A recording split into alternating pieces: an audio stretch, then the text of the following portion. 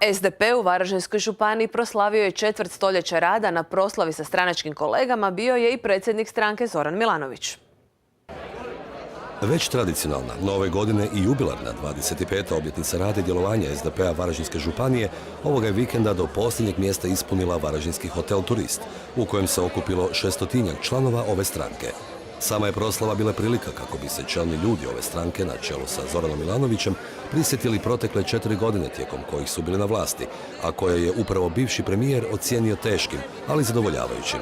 Varaždin je prema Milanovićim riječima uvijek bio od posebnog značaja za rad ove stranke, jer je i u povijesti, ali i današnje vrijeme bio lokomotiva napretka i progresa u ovoj državi.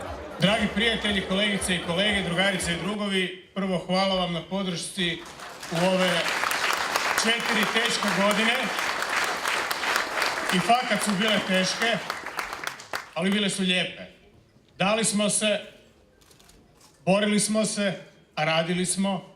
Nismo se samo borili, nego smo radili planski, znajući što želimo postići i znajući da je ljudsko strpljenje tanko i krhko i da će nam vrlo brzo početi prigovarati. I počeli su nam prigovarati, s pravom su nam počeli prigovarati, jer narod ima pravo biti nestrpljiv. Ali zato hvala vama što ste nas strpili, jer u tom kovitlacu i emocija i teškoća s kojima smo se suočili nije bilo jednostavno. U ime domaćina, zadovoljan radom, ali i budućim planovima ove stranke, bio je i sam predsjednik SDP-a Varaždinske županije. Kao što znate, ovo je tradicionalno druženje, slavimo 25 godina SDP-a Varaždinske županije.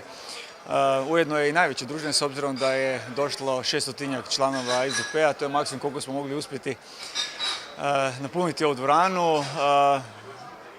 Rezultati u trećoj izbornoj jedinici dobri, zadovoljni smo, najbolji u Hrvatskoj od svih izbornih jedinica, ispunili smo sve ono što je stranka stavila ispred nas, sve zadatke i ja vjerujem da je, bez obzira što nismo uspjeli sastaviti vladu, rezultat u našoj trećoj izbornoj jedinici takav da možemo proslaviti to.